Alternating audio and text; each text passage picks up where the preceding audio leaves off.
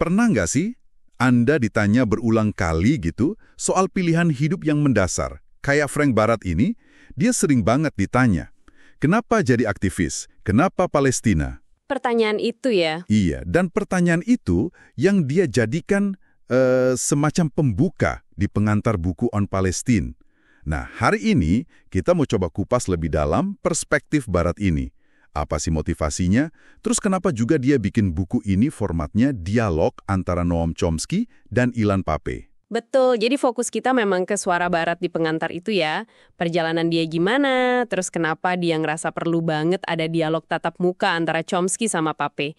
Ini kan beda ya dari buku sebelumnya. Dan kenapa juga isu Palestina ini menurut dia penting banget, gaungnya itu global, nggak cuma soal wilayah itu aja. Menarik. Kita coba bedah bareng ya, gimana sih satu pengantar buku aja tuh bisa jadi kayak, pintu masuk buat pemahaman yang lebih luas. Gimana pengalaman pribadi sama kekuatan tulisan itu bisa banget mendorong seseorang buat ya bertindak dan mikir lebih dalam. Iya, kekuatan tulisan itu kadang luar biasa ya. Barat tuh memulai dengan pemikiran yang menurut saya cukup dalam. Katanya kita semua lahir dengan welas asih tapi seringnya tumpul sama ya rutinitas modern lah. Dia sendiri ngaku terbangun jadi aktivis itu justru lewat buku. Jadi setelah dia jenuh sama kerjaan kantorannya gitu. Oh, jadi dari buku ya awalnya? Iya. Buku-bukunya Chomsky, Edward Said, Ilan Pappé, itu yang katanya membuka matanya dia, terutama soal Israel-Palestina. Anda mungkin pernah juga ngerasain hal mirip kan? Gimana satu tulisan tuh bisa kayak klik ngubah cara pandang. Bisa jadi ya. Dan pengalaman personal dia itu kelihatan banget ngebawa dia ke Project on Palestine ini. Jadi setelah buku pertama, Gaza in Crisis, yang isinya kan cuman kayak pertukaran email gitu ya, antara Chomsky dan Pappé, kepisah gitu. Iya, saya ingat. Nah, Barat ngerasa ada yang kurang. Dia butuh interaksi yang langsung. Ada debat gagasan yang hidup gitu loh. Makanya dia lihat format dialog tatap muka ini penting banget. Biar pemikiran mereka tuh bisa saling diadu, saling ngasah, berkembang gitu.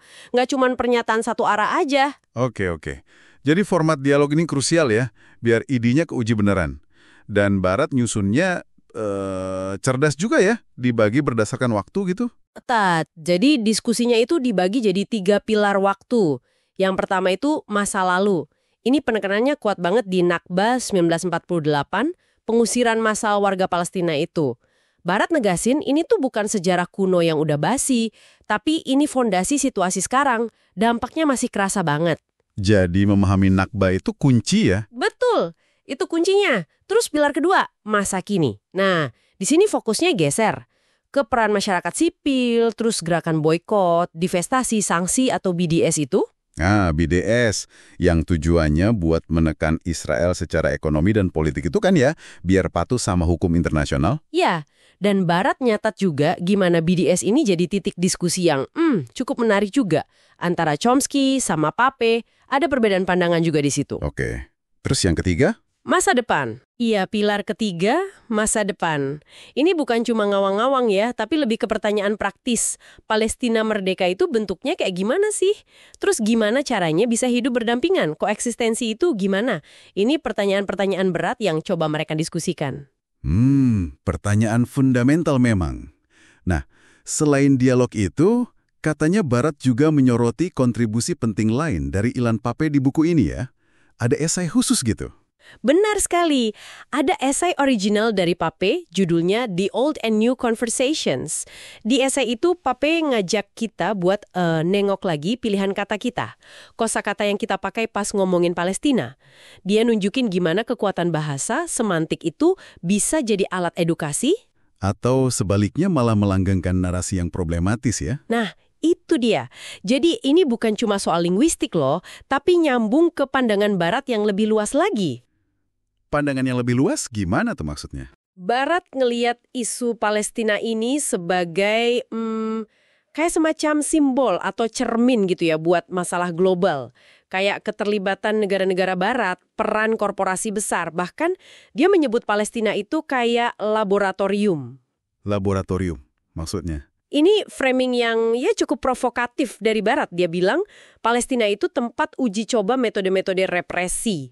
mulai dari pengawasan, kontrol massa, gitu-gitu, yang kemudian tekniknya itu diekspor, dipakai lagi di tempat lain. Dia nyebut contohnya dari Ferguson sampai Athena. Wah, itu sudut pandang yang kuat ya. Jadi memahami Palestina, kata Barat, jadi penting buat memahami dinamika kekuasaan global dan posisi kita semua di dalamnya. Dalam sih ini, Barat juga sempat cerita momen personal dia pas nulis pengantar ini kan ya. Waktu itu lagi ada agresi Israel di Gaza tahun 2014. Ini dia cerita itu. Dia ngaku susah banget buat fokus ngerangkai kata soal masa lalu dan masa depan, sementara kekerasan brutal lagi terjadi di depan mata gitu. Realitas saat itu narik dia balik terus ke urgensi sekarang. Itu nunjukin banget ya, tensi yang nyata dalam aktivisme. Antara butuh refleksi yang dalam, selama dorongan buat bertindak cepat ngadepin krisis. Selalu ada tarikan itu. Betul. Jadi kalau kita tarik benang merahnya nih ya, pengantar dari Barat ini intinya ngajak kita buat ngelihat bahwa memahami Palestina itu bukan cuma soal satu wilayah konflik aja. Tapi ini kayak ngebuka jendela buat ngelihat isu keadilan global yang lebih gede. Keterkaitan antara berbagai perjuangan. Ujung-ujungnya, pertanyaan tentang kemanusiaan kita sendiri kan? Iya, persis. Barat memang nutup pengantarnya dengan nada yang cukup optimis ya. Dia bilang, kita banyak, kita akan menang.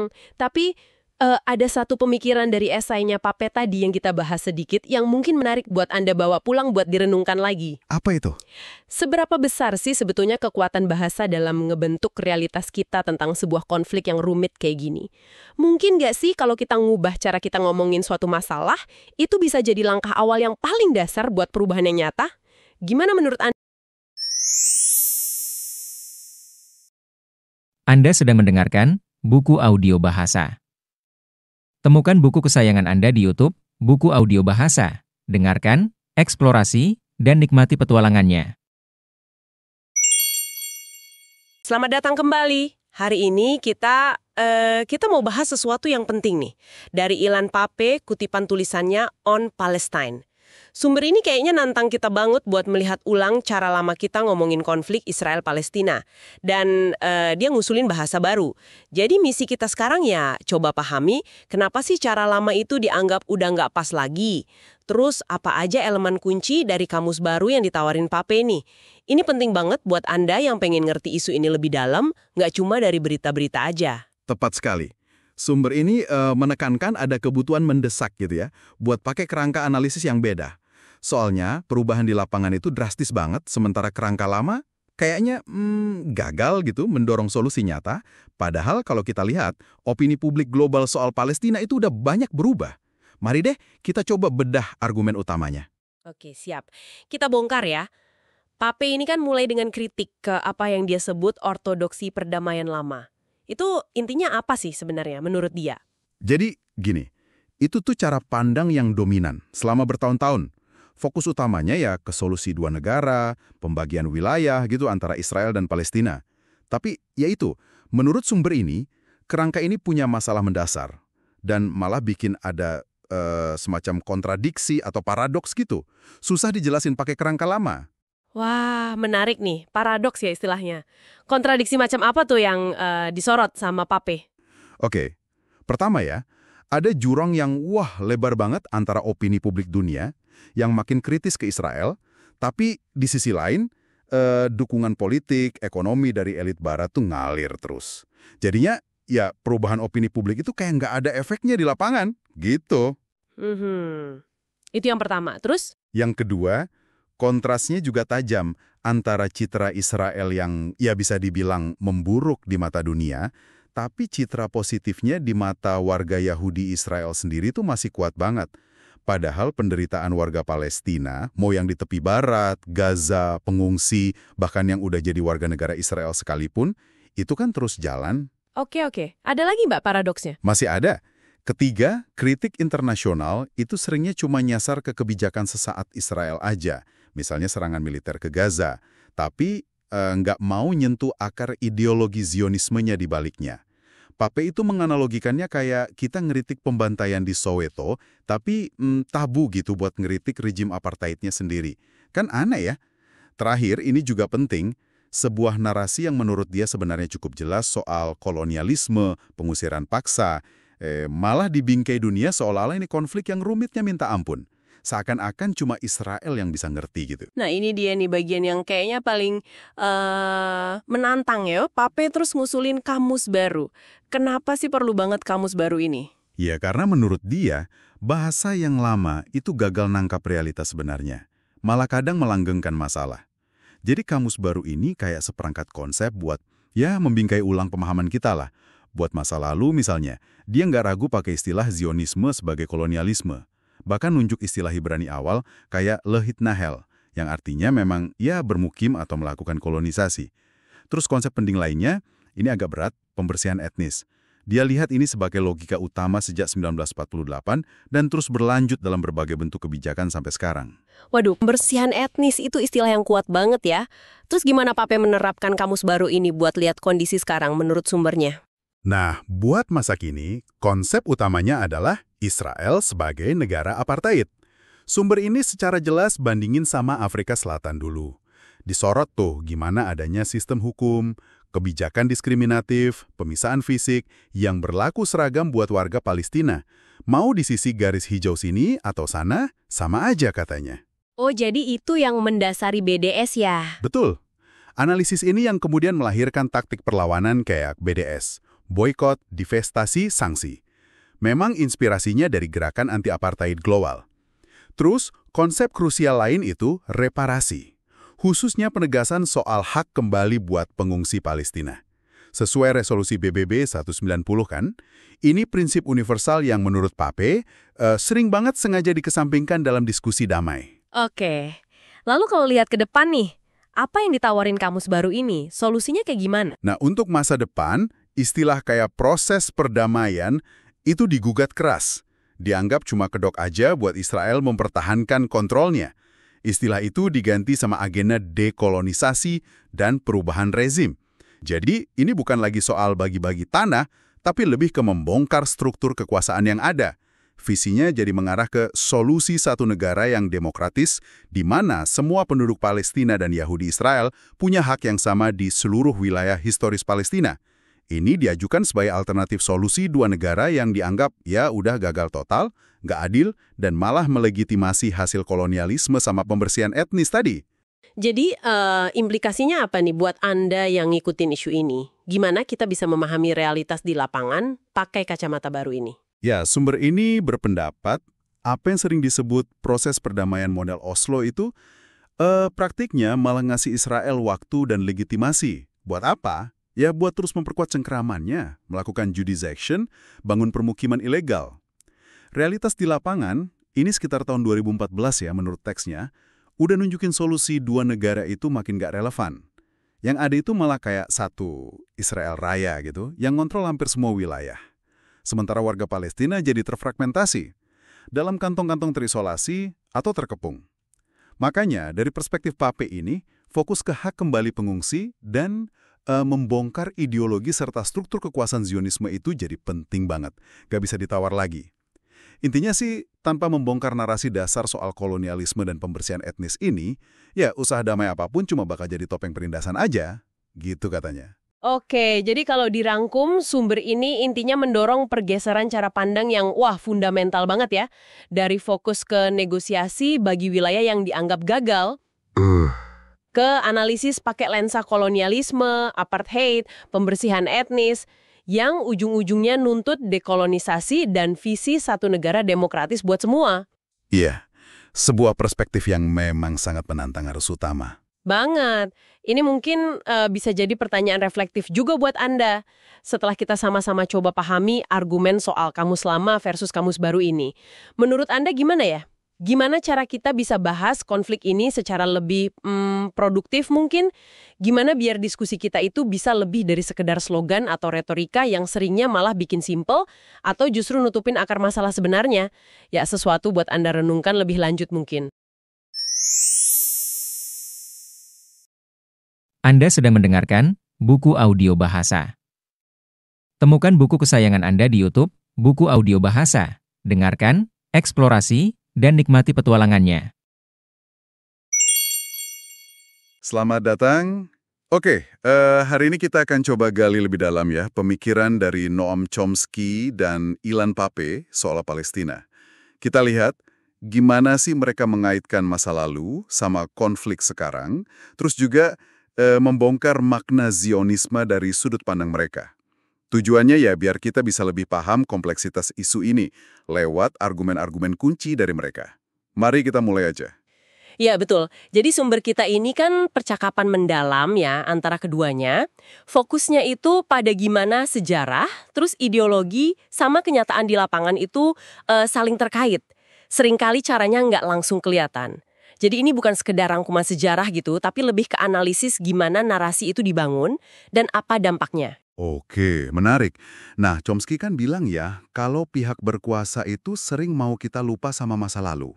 Kenapa sih melupakan sejarah kayak Nakbah 1948 yang artinya bencana pengusiran massal warga Palestina itu ya, atau soal pengungsi, jadi problematis banget menurut mereka. Nah, kata Pape, para mediator perdamaian itu seringnya mulai dari titik nol. Seolah-olah sejarah sebelum negosiasi itu ya nggak relevan aja. Contohnya nih, pemukiman besar Yahudi yang udah ada, itu ya dianggap fakta. Udah nggak bisa diubah. Dianggap udah gegeben gitu ya? Iya, tapi buat warga Palestina yang hidup di bawah pendudukan, masa lalu itu segalanya. Aspirasi mereka, harapan mereka kan akarnya di sana. Terus Chomsky nambahin, ini tuh taktik universal. Lupakan kejahatan kami di masa lalu, biar kami bisa ya terus melakukan hal yang sama. Wah, jadi melupakan sejarah itu bukan cuma soal masa lalu ya, tapi juga soal melegitimasi kondisi sekarang dan mungkin memuluskan jalan buat agenda serupa ke depan. Gitu ya? Tepat sekali, kalau kita abaikan akar masalahnya, kayak pengusiran dan pendudukan itu, ya solusi sejati jadi mustahil menurut pandangan mereka. Nah, ini bawa kita ke ideologi yang sering jadi pusat perdebatan, Zionisme. Iya, Zionisme ini kan definisinya bisa macam-macam ya. Pape kayaknya lebih fokus ke gimana ideologi ini terwujud di lapangan. Apa sih inti Zionisme menurut dia? Pape itu menyederhanakannya, buat dia secara praktis ya, Zionisme itu tujuannya nguasain sebanyak mungkin wilayah Palestina, tapi dengan sesedikit mungkin orang Palestina di dalamnya. Formula ini katanya jadi semacam dasar etis buat negara Israel. Dasar etis ya. Terus gimana Chomsky melihat ini? Apa dia sepaham sama definisi praktis ala Pape ini? Chomsky ya, dia lebih membedakan fasenya. Ada Zionisme sebelum 1948 yang spektrumnya lebih luas. Bahkan ada loh kelompok Zionis yang justru menentang pendirian negara. Kayak kelompok masa mudanya dia dulu. Atau pengikut Ahad Ha'am. Itu pemikir Zionisme budaya. Visinya beda sama Zionisme politik. Oh, oke. Nah, ini beda sama Zionisme pasca 1948. Yang ini udah jadi ideologi negara. Dan terus bermutasi buat bikin hambatan-hambatan baru untuk solusi politik. Contohnya ya tuntutan agar Israel diakui sebagai negara Yahudi itu. Nah, kerangka berpikir ini, menguasai tanah, nyingkirin penduduk asli, ini menarik banget. Keduanya kayaknya setuju ya kalau ini masuk kategori gerakan kolonial pemukim atau settler colonialism. Apa persisnya maksud istilah itu di sini? Ya, kolonialisme pemukim. Ini beda sama kolonialisme biasa yang cuma mau ambil sumber daya. Kalau ini tujuannya menggantikan penduduk asli sama pendatang. PP ngelihat ini ya intinya proyek Zionis dari awal. Jadi memang tujuannya mengganti populasi ya? Iya, dan Chomsky setuju. Dia nyamain ini dengan mentalitas negara-negara Anglosfer, kayak Amerika, Australia, Kanada gitu. Negara berbahasa Inggris yang didirikan pemukim. Cara mereka membenarkan pengusiran penduduk asli itu mirip. PP malah bilang, Israel itu kesulitan nerjemahin istilah-istilah soal pemukiman mereka sendiri, tanpa sengaja nunjukin sifat kolonialnya. Wah, menarik. Kalau gitu, ayo kita bahas konsep negara Yahudi yang tadi disebut Chomsky. Kalau orang Yahudi itu dianggap bangsa, kenapa konsep negara khusus buat mereka ini jadi masalah? Menurut argumen di sumber ini. Pape negasin ya, masalahnya itu bukan di hak orang Yahudi buat mendefinisikan diri mereka sendiri, bukan itu. Tapi lebih ke harga yang harus dibayar sama bangsa lain, ya Palestina dalam hal ini, lewat pengusiran, perampasan hak. Itu intinya. Harga yang harus dibayar ya. Terus Chomsky ngelihat konsep negara Yahudi ini sebagai semacam anomali di era modern. Anomali? Maksudnya gimana tuh? Gini, Di negara lain kan umumnya ya warga negara, orang Prancis ya warga negara Prancis. Udah, tapi di Israel ada beda hukum yang unik.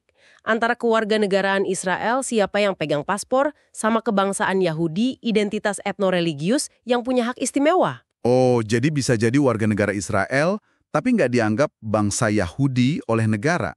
Betul, dan ini ada implikasi hukumnya. Kata Chomsky, konsep kayak gini hampir nggak ada bandingannya dan sering dipakai buat bungkam kritik. Jadi kalau kritik kebijakan Israel disamain sama nyerang Yudaisme. Oke, poin krusial ini. Sekarang kita pindah ke dua isu penting terakhir yang mereka bahas ya. Pengungsi Palestina dan arah Israel ke depan. Gimana pandangan mereka soal ini? Isu pengungsi ini fundamental banget ya. Chomsky ngelihat pentingnya ada pengakuan simbolis lah atas hak kembali mereka, walaupun implementasinya rumit. Dia kasih analogi kayak pengakuan bahwa AS dulu merebut wilayah Meksiko. Pengakuan itu penting secara simbolis. Iya. Nah, Pape nambahin, penolakan hak kembali ini akarnya kuat di ideologi supremasi Yahudi yang jadi dasar Zionisme negara itu. Oke. Terus soal masa depan Israel gimana menurut mereka? Chomsky berpendapat sejak 1971, Israel itu sadar milih ekspansi wilayah daripada keamanan. Pilihan ini, kata dia, nempatin Israel di jalur yang mirip Afrika Selatan pas zaman apartheid. Jadi makin terisolasi gitu ya, dan makin tergantung sama dukungan Amerika. Iya, makin terisolasi internasional dan makin bergantung ke AS. Tapi Pape lihat ada bedanya juga kan sama Afrika Selatan, nggak sama persis. Benar, Pape setuju ada kemiripan soal potensi isolasi itu, tapi dia nunjukin beda kuncinya. Misalnya, Israel itu nggak terlalu butuh tenaga kerja Palestina sebesar kebutuhan Afsel sama pekerja kulit hitam. Selain itu, ada polarisasi sosial ekonomi yang tajam banget di dalam masyarakat Israel sendiri. Oke. Pape juga kasih catatan penting, rezim yang merasa eksistensinya terancam itu bisa jadi brutal banget pas mau runtuh. Wah, oke. Jadi kalau kita simpulkan dari pembacaan kita atas sumber ini ya, sejarah, terutama Nakba, itu kunci yang nggak bisa lepas dari masa kini. Terus Zionisme punya tafsir beragam, tapi dampak praktisnya jelas kata Pape. Konsep negara Yahudi itu anomali hukum dan ada persoalan etisnya. Dan isu pengungsi tetap jadi pusat, sementara masa depan Israel mungkin ke arah isolasi yang lebih besar. Walaupun ada bedanya sama kasus Afrika Selatan ya. Persis. Yang menarik banget dari diskusi Chomsky sama Pape ini yaitu gimana narasi dan pemahaman kita soal masa lalu itu terus membentuk apa yang mungkin terjadi di masa depan. Nah, ini mungkin ninggalin satu pertanyaan ya buat Anda renungkan. Dalam konflik yang akarnya sedalam ini, terikat sama sejarah dan identitas, mungkin nggak sih kita bayangin dan wujudin sebuah visi masa depan yang adil buat semua pihak? Visi yang mungkin bahkan melampaui kerangka negara bangsa yang kita kenal sekarang ini? Anda sedang mendengarkan Buku Audio Bahasa. Temukan buku kesayangan Anda di YouTube, Buku Audio Bahasa. Dengarkan, eksplorasi, dan nikmati petualangannya. Selamat datang kembali di sesi pembahasan mendalam kita. Hari ini kita mau ngupas sesuatu yang menarik banget nih. Iya, ini soal perdebatan antara dua pemikir besar ya, Noah Chomsky dan Ilan Pape. Betul, sumber kita kali ini percakapan mereka tentang gimana sih cara terbaik buat kita atau para aktivis gitu ya, menunjukkan solidaritas ke rakyat Palestina. Nah, ini dia. Isu sensitif tapi penting banget buat dibahas strateginya. Iya kan? Fokus kita hari ini mau nimbang nih antara pendekatan yang katakanlah etis murni, idealis gitu, sama pendekatan pragmatis yang lebih mikirin hasil nyata di lapangan. Menarik. Jadi antara apa yang terasa benar buat aktivis sama apa yang benar-benar bantu korban. Persis, kita coba bongkar pertanyaan kunci ini. Gimana caranya aktivis bisa efektif, tapi gak malah bikin blunder atau justru ngerugiin orang yang mau dibela? Oke, perkaya bagus buat mulai. Dilema klasik dalam aktivisme sebenarnya. Niat baik aja kadang ya nggak cukup. Konsekuensi itu penting banget. Chomsky kan sangat nekenin ini ya. Betul banget. Perspektif Chomsky ini cukup keras kadang ya. Dia bilang fokus aktivis itu harusnya bukan buat, saya udah berbuat baik, tapi lebih ke dampak nyatanya buat Palestina. Dia kasih contoh soal perang Vietnam itu kan ya? Iya, dia bilang ada aksi-aksi aktivis barat yang mungkin niatnya baik, arutu destruktif gitu, tapi malah ditolak sama pihak Vietnamnya sendiri karena malah memicu backlash, reaksi negatif, dan ngerugiin perjuangan mereka. Nah, itu dia. Beda banget katanya sama gerakan anti-apartheid di Afrika Selatan. Itu dianggap berhasil karena apa? Karena aksinya itu dipilih dengan cermat. Gimana tuh maksudnya cermat? Yah, aksinya itu merugikan rejim apartheid secara langsung. Misalnya boikot olahraga atau akademik yang nyasar kebijakan rasis. Dan yang penting lagi, aksi itu berhasil bangun dukungan publik di negara asal aktivis. Jadi mikirin dua sisi, efek ke target sama penerimaan di rumah sendiri. Oke. Jadi nggak asal boikot atau demo aja ya, harus strategis. Dia juga ngasih contoh yang gagal kan, petisi divestasi di Harvard itu ya? Iya, tahun 2002. Itu menurut Chomsky kurang persiapan. Akhirnya isunya malah belok ke tuduhan antisemitisme. Fokusnya jadi hilang dari kekerasan di Jenin waktu itu. Sayang banget. Beda ya sama contoh boikot produk dari pemukiman di Lembah Yordan. Nah, kalau itu dianggap lebih efektif. Kenapa? Targetnya jelas, merugikan ekonomi pendudukan, dan gampang dijelasin ke publik sebagai kampanye edukasi. Jadi pesannya nyampe. Menarik. Tapi terus Ilan Pappé masuk nih, dia nambahin kerumitan lagi, ya kan? Soal konteks Palestina yang beda banget. Betul. Pappé bilang, salah satu sukses Zionisme itu, ya, berhasil mecah belah Palestina. Ada tepi barat, Gaza, pengungsi di mana-mana, warga Palestina di Israel sendiri.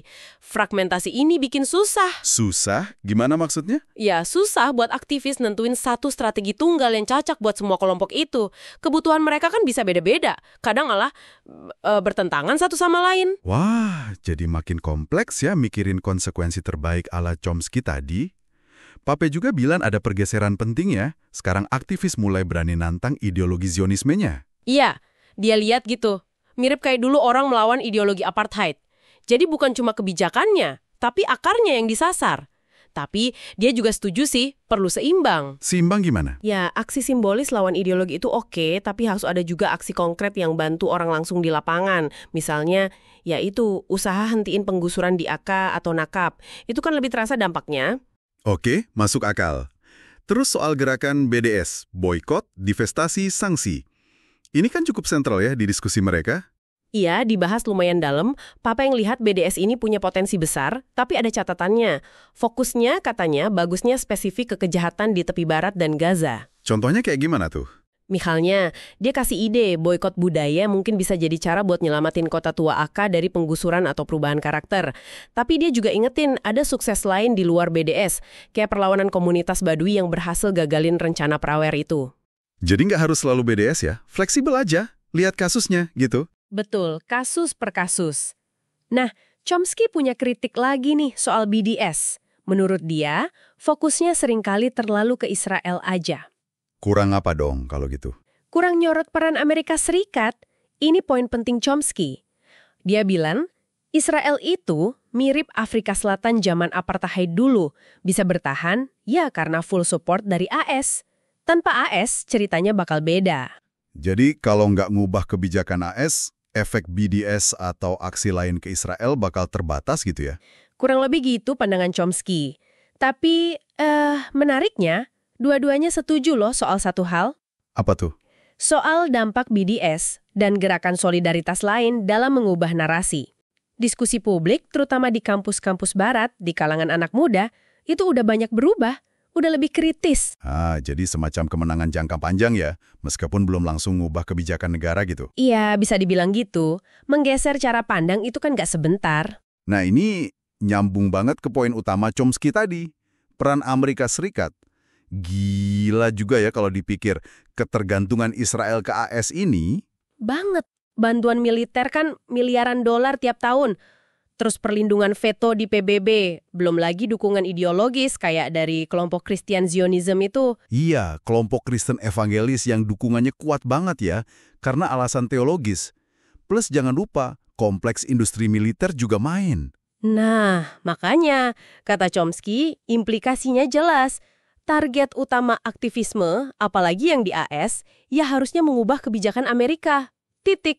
Contohnya gimana tuh, aksi konkretnya? Misalnya ya, mempertanyakan terus-menerus, apa iya AS pantas jadi mediator netral dalam konflik ini? Kan jelas banget mihak. Atau ya tadi, boikot produk dari lembah Yordan bisa jadi pintu masuk buat edukasi publik AS soal pendudukan dan peran negara mereka sendiri. Karena tekanan publik di AS bisa ngubah kebijakan gitu ya. Kayak kasus Afsel atau hak sipil dulu. Iya, Chomsky percaya itu. Opini publik itu penting. Terus mereka juga bahas kasus spesifik kan soal boikot akademik oleh ASA, American Studies Association. Betul. Nah, di sini kelihatan lagi beda penekanannya. Chomsky kritis banget. Dia bilang ini mirip kasus petisi Harvard.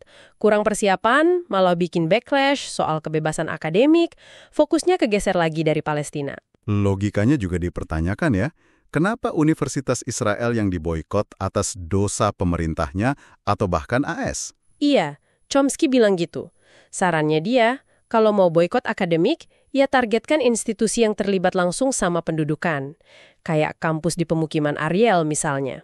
Tapi Pape lihatnya agak beda. Sedikit beda, Pape ngakuin kritik-kritik itu, tapi dia juga lihat ada sisi positifnya di Israel sendiri. Boikot itu katanya bikin kalangan elit akademik di sana jadi nggak nyaman. Mau nggak mau mereka jadi ngomongin isu pendudukan. Memicu debat internal gitu ya? Iya, debat internal yang menurut Pape itu sehat, meskipun para rektornya nentang keras. Tapi dia setuju perlu penjelasan yang lebih baik ke publik, kenapa Akademi Israel yang jadi target, dan perlu studi lebih jelas soal keterlibatan mereka. Jadi kesimpulannya dari obrolan mereka ini rumit banget ya ternyata nyari strategi aktivisme yang pas itu? Banget. Ada tarikan antara idealisme, pengen berbuat benar secara moral, sama tuntutan pragmatis. Harus ada hasil nyata buat orang di lapangan.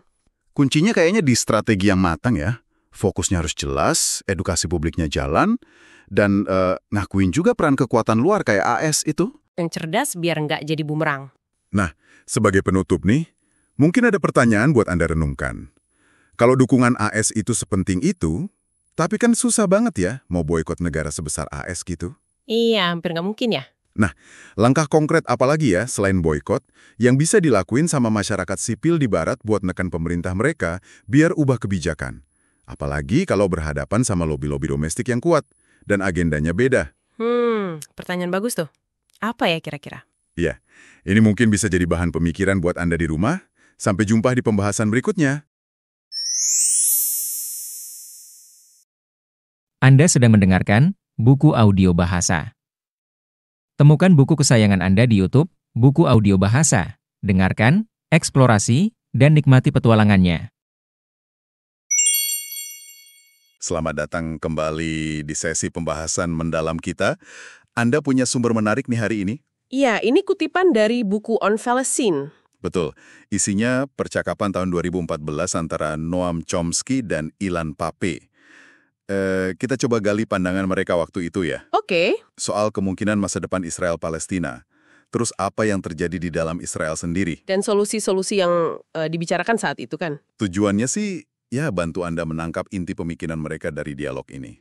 Yuk kita lihat bareng-bareng. Siap. Nah, sumber ini kan isinya diskusi dua pemikir kritis ya.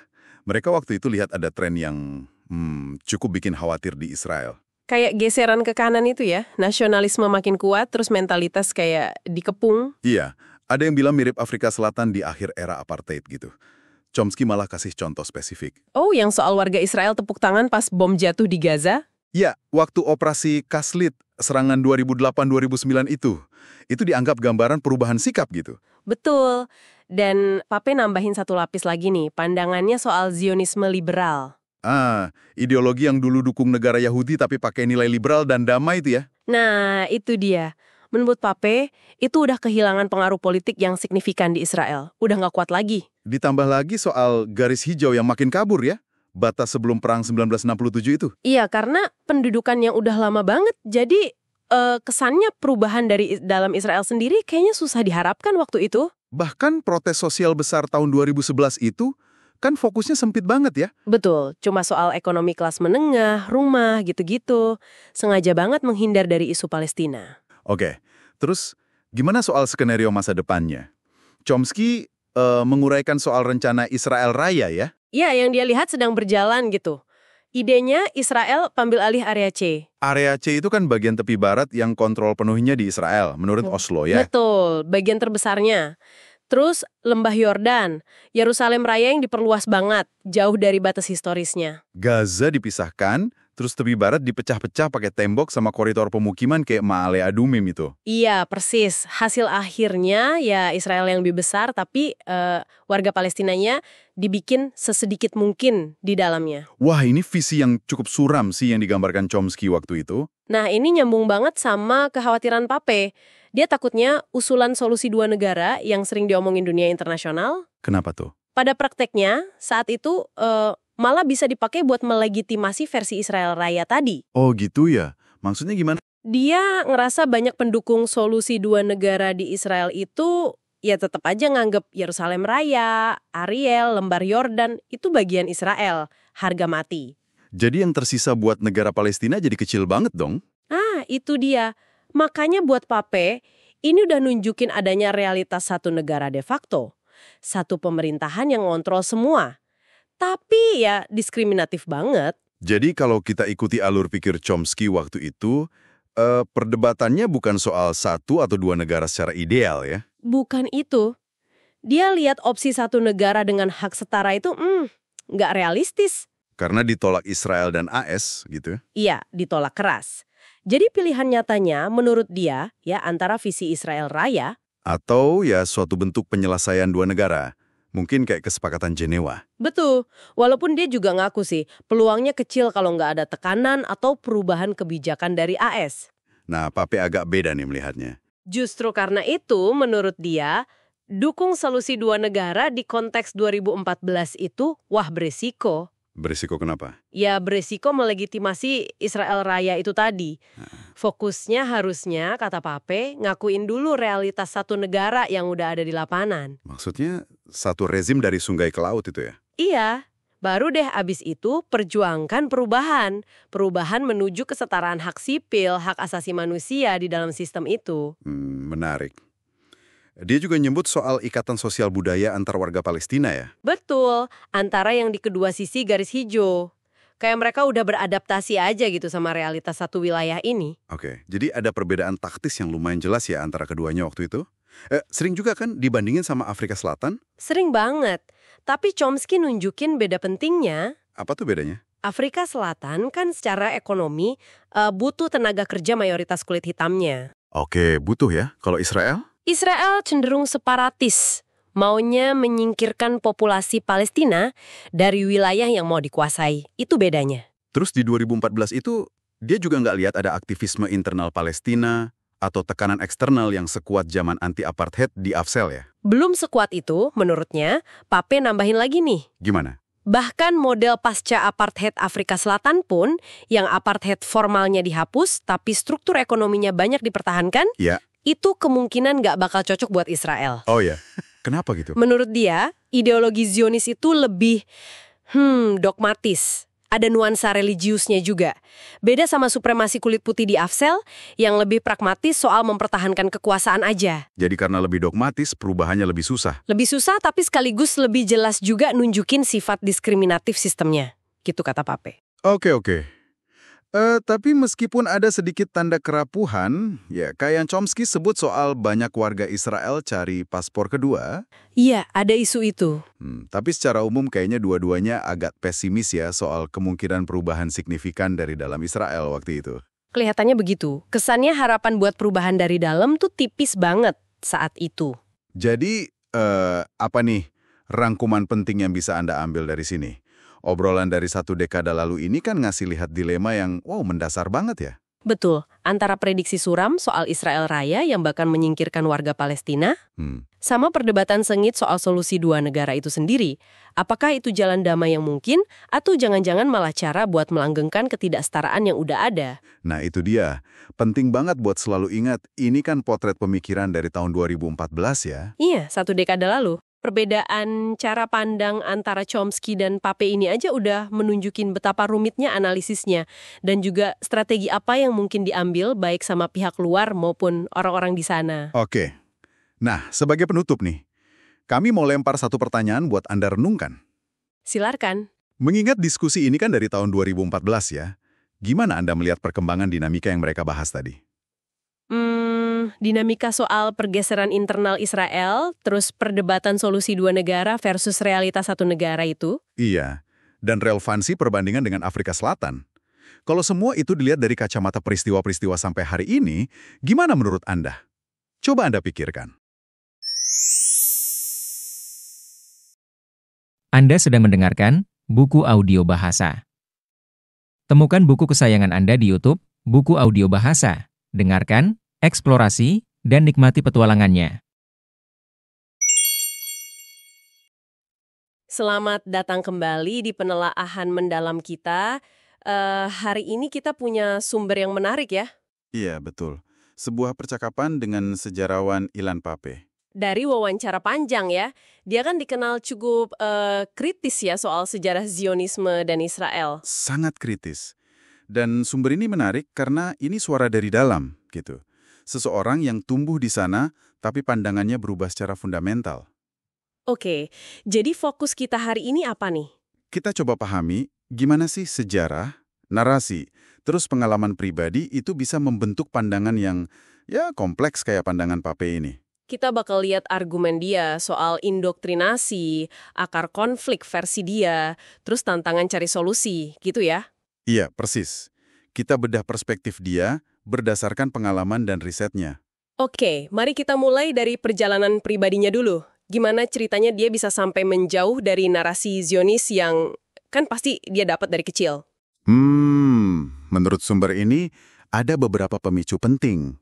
Kayak Perang Lebanon tahun 82, terus Intifada pertama. Pemberontakan Palestina itu ya? Betul. Nah, bagi Pape, peristiwa-peristiwa ini tuh bukan soal pertahanan diri Israel semata.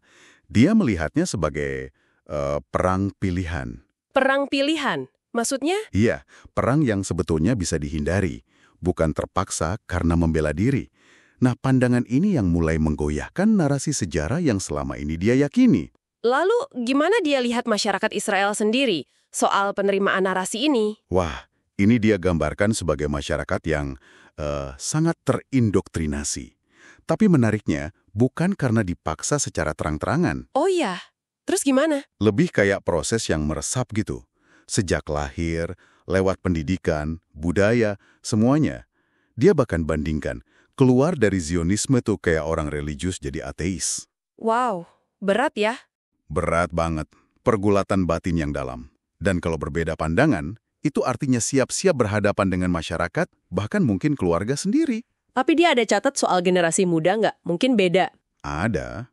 Dia bilang generasi muda sekarang kan punya akses informasi lebih luas ya, internet misalnya. Jadi mungkin ada potensi perspektif lain. Tapi ya, tantangannya tetap besar. Ini nyambung nggak sih sama yang dia sebut disonansi kognitif? Terutama mungkin buat generasi yang lebih tua. Nyambung banget.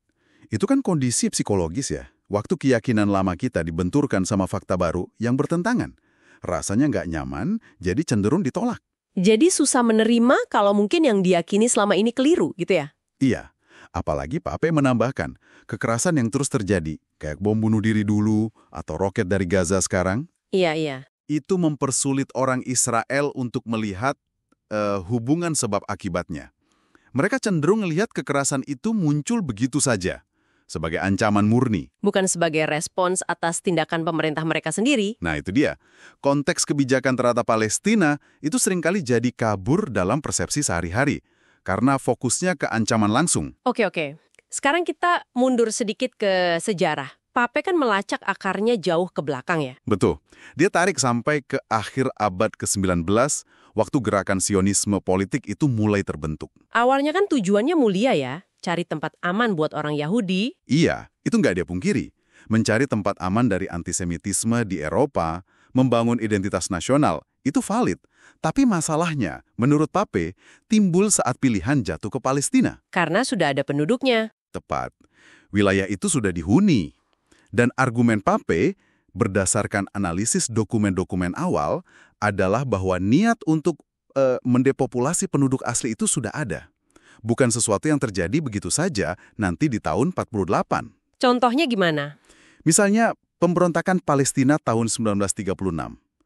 Dia melihat itu bukan sekedar kerusuhan, tapi respons terhadap penggusuran tanah dan hilangnya pekerjaan akibat kebijakan saat itu. Yang kemudian ditumpas Inggris kan? Iya. Dan penumpasan itu, menurut analisisnya, melemahkan kapasitas perlawanan Palestina secara signifikan menjelang peristiwa 1948. Selain sejarah fisik penguasaan tanah, dia juga menyoroti soal narasi kan? Gimana cerita itu dibentuk? Penting banget ini dalam analisisnya. Gimana narasi itu dibangun, kadang ya dimanipulasi. Dia kasih contoh penggunaan istilah kayak proses damai. Yang menurut dia nggak damai sama sekali. Saat yang timpang, atau klaim satu-satunya demokrasi di Timur Tengah, atau cara Palestina sering digambarkan sebagai ya tidak sah atau primitif. Termasuk soal istilah konsesi ya? Betul. Dia anggap istilah konsesi dari Israel itu aneh, karena seolah-olah Israel memberi sesuatu, padahal menurutnya merekalah yang awalnya mengambil alih wilayah. Dia juga cerita soal debatnya dengan sejarawan lain kan?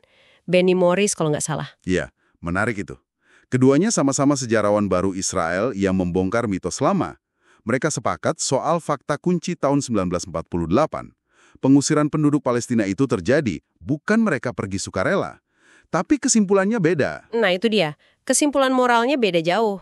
Morris awalnya menyesali, tapi belakangan malah bilang pembersihan etnis itu perlu demi negara Yahudi.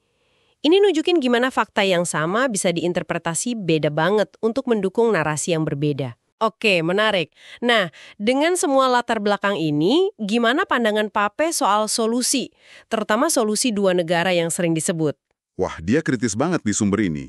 Buat dia, solusi dua negara itu ide usang, warisan pemikiran kolonial barat soal partisi. Udah gak logis katanya. Kenapa nggak logis? Karena realitas di lapangan itu udah kadung jadi satu negara, cuma negara yang menurut dia menerapkan sistem apartheid, ada diskriminasi sistemik, gitu. Jadi solusi dua negara tuh Cuma menguntungkan Israel menurutnya, dan sama sekali nggak menjawab nasib jutaan pengungsi Palestina, atau warga Gaza, atau bahkan warga Palestina yang jadi warga negara Israel. Isu-isu itu diabaikan. Jadi kalau bukan dua negara, terus apa dong? Apa dia lihat ada harapan perubahan dari dalam Israel? Dia kayaknya agak pesimis soal perubahan signifikan dari dalam masyarakat Yahudi Israel dalam waktu dekat. Makanya dia menekankan pentingnya tekanan dari luar. Kayak gerakan BDS itu, boykot, divestasi, sanksi. Iya, itu salah satu contohnya. Tekanan ekonomi, politik, budaya dari komoditas internasional. Tapi itu harus dikombinasikan, katanya, dengan pendidikan internal di Israel sendiri. Dan juga penyelesaian soal representasi politik Palestina yang utuh. Jadi fokusnya bukan membagi wilayah lagi, tapi mengubah sistem yang ada sekarang. Persis. Mengubah rezim yang ada jadi satu negara yang demokratis buat semua warganya, apapun latar belakangnya. Itu visi dia. Oke, jadi kalau kita rangkum dari diskusi kita soal Pape ini, kita dapat perspektif sejarah yang sangat menantang ya, beda dari narasi yang biasa kita dengar. Iya, dia benar-benar mendorong kita buat lihat lagi akar masalahnya, gimana narasi itu bisa dibentuk, dan punya dampak besar, termasuk dampak psikologis ke orang-orang yang terlibat konflik. Dan poin soal sulitnya memisahkan sebab akibat di tengah kekerasan yang terus berulang itu juga penting banget. Betul. Itu menjelaskan banyak soal persepsi di Israel yang dia gambarkan. Nah, ini mungkin menyisakan satu pertanyaan buat Anda semua renungkan ya. Apa tuh? Dalam situasi konflik yang penuh trauma kayak gini, dengan narasi yang saling bertentangan keras, gimana sih cara kita bisa mendorong pemahaman yang lebih jernih soal akar masalahnya? Tanpa kita sendiri terjebak dalam siklus saling menyalahkan yang nggak ada ujungnya. Pertanyaan yang dalam. Sesuatu untuk kita pikirkan bersama. Anda sedang mendengarkan buku audio bahasa. Temukan buku kesayangan Anda di YouTube, buku audio bahasa. Dengarkan, eksplorasi, dan nikmati petualangannya. Selamat datang kembali. Hari ini kita bedah materi dari Anda ya. Ada analisis kritis nih dari Noam Chomsky dan Ilan Pape soal konflik Israel-Palestina, terus peran Amerika Serikat, sama kondisi di Gaza. Kita coba telusuri argumen kunci mereka, konteksnya, langsung dari sumber ini. Mari kita mulai. Tepat sekali. Fokus kita memang memahami gimana sih kedua pemikir ini dalam tulisan yang Anda bagikan itu mengaitkan manuver politik tingkat tinggi dengan realitas yang ya pahit di lapangan. Terutama soal negosiasi, kondisi Gaza, dan apa yang mereka anggap sebagai kebijakan jangka panjang di belakangnya. Oke, menarik nih. Kita mulai dari Chomsky dulu ya. Soal pandangannya tentang negosiasi versi AS dan Israel. Di sumber Anda itu, dia kayaknya punya kritik tajam ya. Katanya prosesnya itu sendiri punya tujuan lain. Gimana tuh? Iya, menurut Chomsky, di materi ini, negosiasi itu seringkali fungsinya cuma kayak kedok. Maksudnya, Maksudnya gimana tuh, Kedok? ya sambil ngomongin negosiasi damai gitu, Israel dengan dukungan penuh AS bisa terus lanjut ekspansi pemukiman di tepi barat. Dan juga ya memperketat blokade Gaza. Perjanjian Oslo itu yang 20 tahun, dia jadikan contoh. Jadi prosesnya jalan terus, tapi di lapangan ekspansi juga jalan terus. Betul. Nah, soal otoritas Palestina atau PA, Chomsky menggambarkannya dalam posisi yang gimana ya, sulit. Mereka ikut negosiasi ini ya karena tergantung sama donasi luar. Kalau menolak, ya dananya hilang. Gitu. Oh, jadi ada dilema finansial ya? Iya, dan ini kontras sekali dengan kondisi rakyat Palestina yang ya makin buruk. Chomsky kasih contoh figur kayak Haider Abdel Safi. Dia dulu menolak syarat Oslo karena prinsip, tapi ya nggak dapat dukungan. Oke, perspektif Kedok ini jelas beda banget ya sama narasi resmi soal proses perdamaian. Ini langsung nyambung ke kondisi nyata di lapangan, khususnya Gaza. Kedua sumber ini katanya ngambarin kondisi suram banget ya di sana. Betul, suram sekali. Chomsky itu mengutip laporan dokter dari Norwegia, Mats Gilbert. Laporannya untuk UNRWA, Badan PBB itu. Isinya nunjukin kondisi yang mengerikan, bahkan saat lagi nggak ada serangan besar. Oh iya, seperti apa kondisinya? Ya, malnutrisi parah karena blokade. Terus tingkat anemia anak balita itu tinggi sekali, di atas 2/3 katanya. Stunting, gizi buruk itu meluas. Nah, pas ada serangan, kayak tahun 2014, ya gambarannya teror ke warga sipil, kehancuran infrastruktur. Waduh. Terus Ilan PP, dia melangkah lebih jauh lagi. Dia pakai istilah yang kuat banget untuk deskripsikan kebijakan Israel ke Gaza sejak 2006. Istilahnya genosida bertahap, incremental genocide. Genosida bertahap, itu istilah yang sangat berat ya. Apa Pape dalam sumber ini menjelaskan lebih lanjut maksudnya? Maksudnya, apa bedanya dengan sekedar blokade keras atau konflik brutal biasa gitu? Ya, Pape berargumen ini bukan sekedar reaksi sporadis atau blokade biasa aja, tapi ini bagian dari strategi jangka panjang. Disengaja, tujuannya untuk bikin Gaza itu jadi kayak ghetto. Secara perlahan dibuat tidak bisa dihuni. Kenapa? Menurut analisis Pape, ya karena lokasi Gaza yang strategis dan perlawanan penduduknya. Jadi dia lihatnya ini kebijakan sistematis, bukan cuma rentetan insiden aja. Sistematis ya. Ini nyambung ke penekanan Pape soal pentingnya konteks sejarah yang katanya sering diabaikan. Bisa dijelaskan? Betul. Pape bilang narasi yang dominan itu sering motong peristiwa dari akarnya. Jadi dalih sesaat, misalnya ada serangan roket atau ada penculikan, itu dipakai buat justifikasi operasi militer besar-besaran.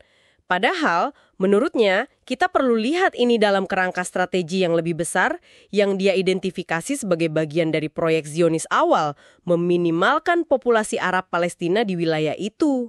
Kasih contoh dong. Contohnya serangan 2014 itu.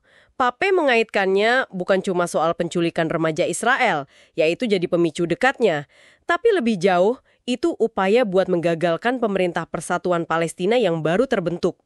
Karena pemerintah persatuan itu kan bisa memperkuat posisi Palestina di dunia internasional, apalagi setelah perundingan yang dimediasi John Kerry waktu itu gagal. Oke, jadi ada lapisan konteks politik di baliknya ya, bukan sekedar respons militer. Nah, terus gimana pandangan kedua pemikir ini soal peran dunia internasional, terutama AS dan negara barat? Chomsky, dia kritis sekali ke AS. Dia ambil contoh situasi Suriah tahun 2013. Dia menuduh AS itu lebih memilih kekacauan di sana berlanjut. Kenapa? Karena dianggap menguntungkan sekutunya, Israel. Dia kutip Israel digambarkan kayak villa di tengah hutan belantara gitu. Jadi kekacauan di sekitar dianggap menguntungkan. Dan juga nguntungin AS sendiri. Selain itu? Chomsky juga kritik penerapan konsep responsibility to protect atau R2P. Menurutnya, konsep ini sering dipakai Barat sebagai dalih aja buat intervensi sepihak tanpa mandat PBB. Ada standar ganda lah gitu. Oke, kalau Pape gimana soal peran internasional? Nah, Pape melengkapi. Dia menyoroti apa yang dia sebut sebagai kekebalan atau immunity. Kekebalan yang diberikan oleh elit politik Barat ke Israel. Dia bahkan sampai menyebut ada dugaan tekanan ke Jaksa Mahkamah Pidana Internasional, ICC. Serius? Tekanan ke ICC? Ya, itu yang disebut dalam sumbernya. Pape juga kritik media Barat. Dia kasih contoh kayak France 24, BBC, dianggapnya sering ikut narasi Israel dan menerapkan standar ganda kalau meliput kekejaman di Gaza dibanding konflik lain. Menurut dia, dehumanisasi korban itu jadi kayak prasyarat supaya tindakan brutal bisa terus dilakukan. Oke, jadi kalau kita coba rangkum nih dari sumber-sumber ini, muncul gambaran di mana proses negosiasi itu dipertanyakan, ya, sebagai kedok. Terus otoritas Palestina dalam posisi dilematis. Kondisi Gaza digambarkan sebagai hasil kebijakan sistematis, bahkan sampai disebut genosida bertahap. Dan ada kritik tajam ke peran dan standar ganda AS serta komunitas internasional, khususnya Barat. Begitu ya? Benar sekali. Dan semua ini menyisakan satu pertanyaan penting untuk Anda renungkan. Ini terinspirasi dari seruan Pape soal perlunya standar tunggal. Pertanyaannya begini.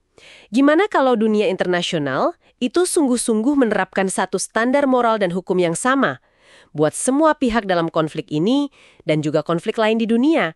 Perubahan mendasar apa kira-kira yang bakal terjadi pada akuntabilitas, pada keadilan, dan pada upaya mencari solusi damai? Nah, itu sesuatu untuk Anda pikirkan lebih lanjut. Sampai jumpa di pembahasan kita berikutnya. Anda sedang mendengarkan Buku Audio Bahasa. Temukan buku kesayangan Anda di YouTube, Buku Audio Bahasa. Dengarkan, eksplorasi, dan nikmati petualangannya. Selamat datang kembali di The Deep Dive. Kali ini kita akan coba kupas tuntas ya materi yang udah Anda bagikan soal situasi di Palestina. Fokusnya terutama di Gaza dan tepi barat. Betul. Sumber kita kali ini dari kutipan pemikiran dua analis, ada Noam Chomsky dan Ilan Pape. Dua nama besar ya? Iya. Nah, tujuan kita apa? Kita mau coba bedah nih pandangan mereka soal realitas di lapangan buat warga Palestina. Dan juga kritik mereka terhadap kerangka perdamaian yang ya sering kita dengar lah. Oke, langsung aja kita mulai ya. Oke. Yang menurut saya langsung menarik dari kedua sumber ini tuh gimana mereka ngegugat narasi yang umum kita dengar gitu. Chomsky misalnya, dia fokus ke apa yang dia sebut norma baru bagi warga Palestina di bawah pendudukan. Norma baru? Maksudnya gimana tuh? Iya, semacam kondisi standar gitu, tapi standar yang buruk tentunya. Sementara Pape, dia lihatnya dari kacamata sejarah yang lebih panjang. Dia pakai istilah kolonialisme pemukim. Sebuah konsep tentang upaya pendatang buat nguasain tanah dan mengganti penduduk asli. Oke. Nah, Chomsky tadi kan mulai dengan gambaran suram soal Gaza ya. Dia bilang tujuan Israel itu tenang dibalas tenang. Maksudnya kembali ke norma tadi. Iya, norma di mana Gaza itu dikepung, ekonominya dicekik habis, pokoknya cuma bisa bertahan hidup seadanya. Sementara di tepi barat, pembangunan pemukiman ilegal jalan terus ya? Betul, itu yang bikin wilayah Palestina jadi terpecah-pecah. Jadi kayak kantong-kantong terisolasi gitu, yang susah berkembang. Dan norma yang disebut Chomsky ini, kalau kita lihat kutipannya dari Mads Gilbert, dokter itu ya, sama Raji Surani, pengacara HAM. Iya. Itu kondisinya parah banget ya? Banget. Kita ngomongin soal kelaparan yang meluas, terus air minum yang hampir semuanya nggak layak minum, tingkat keputusasaannya juga, dalam banget. Sampai ada yang bilang, mending mati daripada balik ke kondisi sebelum perang terakhir. Serem ya? Chomsky juga nunjukin ada tujuan strategis Israel di balik itu semua. Misahin Gaza dari tepi barat, secara permanen. Terus Chomsky juga nyinggung soal penarikan pemukim Israel dari Gaza tahun 2005 itu. Kan banyak yang lihat itu sebagai langkah damai ya. Nah itu dia. Chomsky, dia ngutip The Voice Glass, orang deketnya Ariel Sharon waktu itu. Menurut Voice Glass, itu justru sebaliknya. Itu cara buat ngebekuin proses politik. Sengaja. Ngebekuin gimana? Ya biar nggak ada negara Palestina gitu. Sambil mereka bisa terus konsolidasi kontrol di tepi barat. Gazanya dibiarin dalam kondisi diet kalori, itu istilah wise glass loh, diet. Dihitung cermat. Kalorinya, biar cuma cukup buat hidup, nggak sampai mati kelaparan. Cukup sinis ya kedengarannya. Ironis, iya. Dan pandangan soal kontrol ini nyambung banget sama argumennya Ilan Pappé, terutama soal asal-usul tepi barat sama Gaza itu sendiri. Oh iya. Gimana menurut Pappé? Jadi menurut Pappé, dua wilayah ini tuh bukan unit geografis alami buat negara Palestina. Sama sekali bukan. Tapi ini sisa-sisa dari apa yang dia sebut operasi pembersihan etnis tahun 1948. Wow, pembersihan etnis ya? Iya. Tepi barat itu hasil deal sama Yordania. Nah, kalau Gaza, itu sengaja dibentuk Israel jadi kayak wadah pengungsi raksasa. Penduduk dari desa-desa di selatan digiring ke sana. Sampai ke 1948. Dia bahkan sampai ngeritik seluruh gagasan solusi dua negara. Kenapa gitu? Betul, dianggap solusi dua negara itu kayak, perumpamannya tuh kayak orang cari kunci hilang di bawah lampu jalan. Padahal kuncinya ada di tempat lain yang gelap gitu. Buat Pappé, kuncinya itu yang memahami konflik ini sebagai kolonialisme pemukim lawan penduduk asli. Proses ini udah jalan dari akhir abad ke-19 katanya. Tujuannya yaitu tadi, nguasain tanah sebanyak mungkin dengan orang Palestina sesedikit mungkin di atasnya. Oke, terus gimana kelanjutannya setelah Perang 1967? Kan Israel kuasai tepi barat sama Gaza tuh. Apa yang berubah menurut Pappé? Nah, Pappé nunjuk beberapa keputusan kunci Israel pasca 67. Pertama, mereka nggak lagi ngusir massal kayak 1948. Kedua, mereka nggak aneksasi wilayah secara hukum formal di jure gitu, tapi de facto. Di lapangan dikontrol penuh, dibangunin pemukiman. Terus yang ketiga? Yang ketiga, enggak ngasih kewarganegaraan penuh ke warga Palestina. Kenapa? Ya buat jaga mayoritas demografi Yahudi.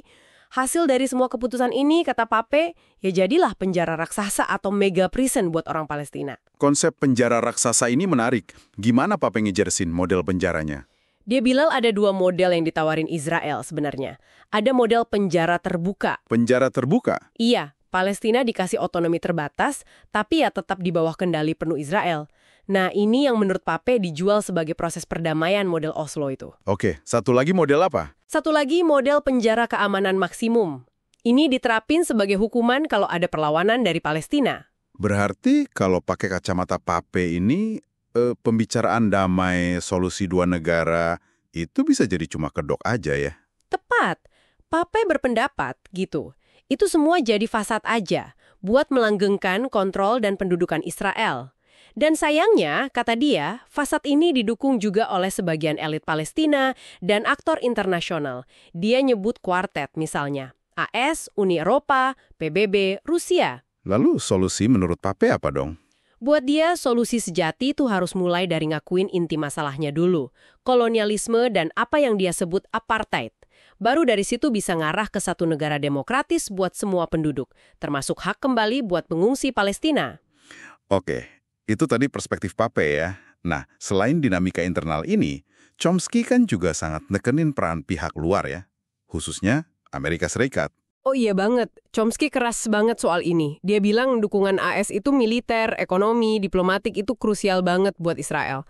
Tanpa dukungan AS, Israel nggak akan bisa terus melakukan tindakannya kayak sekarang, gitu argumennya. Jadi kalau AS ubah kebijakan? Nah, dia percaya kalau AS ubah kebijakan, dinamikanya bisa berubah signifikan. Dia kasih contoh kayak kasus Timor Timur dulu, waktu AS akhirnya neken Indonesia. Atau Afrika Selatan pas AS ikut neken rezim apartheid. Ada mekanisme spesifik nggak yang disebut Chomsky? Ada. Dia nunjuk potensi penggunaan hukum AS sendiri, namanya Leahy Law. Itu bisa dipakai buat motong bantuan militer kalau terbukti ada pelanggaran HAM berat yang sistematis. Oke. Jadi kalau kita coba rangkum nih ya, meskipun fokusnya agak beda, Chomsky lebih ke peran AS dan kondisi norma sekarang. Sementara Pappé lebih ke kerangka sejarah kolonialisme pemukim. Iya. Intinya, kedua sumber yang Anda bagikan ini sama-sama ngasih kritik keras ya terhadap status quo dan proses perdamaian yang umum diterima. Betul sekali. Keduanya nunjuk ke akar sejarah yang dalam sama realitas kontrol di lapangan saat ini. Dan mereka secara fundamental mempertanyakan apakah solusi-solusi yang biasa kita dengar itu beneran jalan keluar apa bukan. Intinya sih mereka kayak bilang, jangan-jangan yang disebut proses perdamaian itu malah bagian dari masalah. Cuma alat buat ngelola pendudukan, bukan buat ngakhirin. Wah, dalam juga ya. Nah, ini tentu bawa kita ke satu pertanyaan reflektif nih buat Anda yang dengerin. Kalau kita terima, sebagian ajalah analisis dari Chomsky dan Pape ini. Kira-kira asumsi dasar apa aja soal konflik Israel-Palestina dan cara nyelesainnya yang mungkin perlu kita pertanyakan lagi? Iya. Itu pertanyaan penting buat direnungkan lebih lanjut ya. Gimana kerangka berpikir kita mungkin perlu disesuaikan berdasarkan perspektif-perspektif ini. Sesuatu buat Anda pikir. Anda sedang mendengarkan buku audio bahasa. Temukan buku kesayangan Anda di YouTube, buku audio bahasa. Dengarkan, eksplorasi, dan nikmati petualangannya. Selamat datang kembali. Hari ini kita punya materi menarik nih dari Anda soal sejarah gencatan senjata Israel-Palestina. Kita lihatnya spesifik dari kacamata Noam Chomsky ya, dari tulisan sama pidatonya. Betul. Nah, misi kita kali ini apa ya? Mencoba ngerti aja, kenapa sih menurut sumber ini perjanjian damai di sana itu sering banget rapuh gitu, nggak bertahan lama. Sumber ini ngasih pandangan yang, lumayan menantang sih. Katanya, gencatan senjata ini bukan sekedar gagal, tapi ada polanya. Kayak kegagalan itu malah bagian dari strategi. Iya. Itu yang langsung kelihatan ya dari materinya. Ada pola berulang yang dijelasin Chomsky. Jadi, gencatan senjata disepakati. Terus satu pihak, menurut sumber ini sih Hamas ya, cenderung patuh. Oke. Sementara pihak lain, Israel dalam analisis ini, diduga melanggar secara sistematis gitu. Sampai akhirnya mancing respons. Nah, respons ini dibalasnya lebih keras lagi. Sumber ini nyebutnya siklus memotong rumput. Memotong rumput, ya ampun. Iya, jadi konfliknya dijaga tetap terkendali, tapi nggak pernah benar-benar selesai. Atau bahkan lebih keras lagi, mengikis lapisan tanah atas. Oke. Mari kita lihat polanya lebih dekat deh. Sumber ini kan nunjuk ke beberapa perjanjian gencatan senjata ya. Ada November 2005, Juni 2008, Januari 2009. Terus November 2012, Agustus 2014 juga. Nah, itu semua kan secara dasarnya mirip-mirip ya. Hentikan serangan, blokade Gaza dilonggarkan, perbatasan dibuka, gitu kan? Betul, syaratnya itu aja. Tapi ya itu, analisis dalam sumber ini bilang Israel secara rutin kayaknya mengabaikan bagiannya. Sementara Hamas relatif patuh. Ini menurut Chomsky, fakta ini diakui juga loh sama sumber resmi Israel. Oh, serius? Ya, sampai akhirnya ada provokasi atau eskalasi dari pihak Israel yang mancing reaksi Hamas. Oke, contoh. Perjanjian November 2005. Itu kan pasca Israel disengagement dari Gaza ya, narik pemukim sama pasukan daratnya. Ya, betul. Nah, menurut sumber ini, tujuan dibaliknya apa sebenarnya? Ada kutipan kan dari Dov Weissglass, orang dekatnya PM Sharon waktu itu? Nah, iya. Katanya tujuannya justru buat membekukan proses perdamaian, biar negara Palestina nggak kejadian. Waduh. Menarik ya, sumber Anda juga nekenin, meskipun Israel narik pemukim, mereka tuh nggak pernah benar-benar lepas kendali atas Gaza. Menurut Chomsky, PBB bahkan AS aja masih nganggap Israel sebagai kekuatan pendudukan kok. Jadi disengagement itu bukan berarti merdeka ya buat Gaza? Bukan. Sumber ini menggambarkannya kayak ninggalin bumi hangus aja, bukan kemerdekaan sejati. Oke. Terus situasi makin rumit kan setelah pemilu Palestina 2006? Oh iya, pas Hamas menang. Nah, itu kan katanya nggak disukai AS sama Israel ya. Terus ada sanksi, bahkan dugaan rencana kudeta segala yang katanya digagalkan Hamas tahun 2007. Betul. Itu pasti dampaknya gede banget. Jelas memperparah blokade Gaza. Pasti. Terus ada lagi gencatan senjata Juni 2008. Nah, menurut sumber ini, Israel langsung aja ngelanggar, ngaitin pembukaan perbatasan, sama pembebasan tentara Gilad Shalit. Padahal, Chomsky nambahin, Israel sendiri punya catatan nahan warga sipil Palestina. Jadi kayak standar ganda gitu ya? Bisa dibilang begitu menurut analisis ini. Nah, nggak lama setelah itu, pecah deh Operasi Cat Slit, akhir 2008 itu. Lanjut lagi, ada Operasi Pillar of Defense, November 2012. Pemicunya apa tuh? Menurut sumber ini, pemicunya pembunuhan Ahmed Jabari, tokoh Hamas. Oke. Yang uniknya, koran Israel Haaretz malah nyebut dia subkontraktor yang justru jaga ketenangan. Subkontraktor? Maksudnya? Ya, mungkin maksudnya dia yang bantu meredam situasi gitu ya. Nah, bagian yang bikin kaget nih, menurut klaim Gershon Baskin yang dikutip sumber Anda, Jabari ini dibunuh cuma beberapa jam setelah dia nerima draft proposal gencatan senjata permanen. Serius? Wah, kalau ini bener, ini sih contoh pola yang jelas banget ya. Persis. Kelihatan banget polanya di situ. Terus, penting juga lihat perjanjian persatuan Fatah Hamas April 2014. Ah ya, yang itu. Waktu itu Hamas bikin konsesi besar loh. Tapi Israel, menurut analisis sumber ini, marah banget, nentang keras. Kenapa tuh? Ya, karena persatuan ini ngancam strategi lama Israel buat misahin Gaza sama tepi barat. Itu kan bertentangan sama perjanjian Oslo ya. Dan juga, kalau Palestina bersatu, alasan Israel buat nolak negosiasi serius jadi hilang kan? Masuk akal sih kalau dari sudut pandang itu, dan nggak lama kemudian, Juli 2014, Operasi Protective Edge diluncurkan. Iya. Alasan resminya kan pembunuhan 3 remaja Israel ya.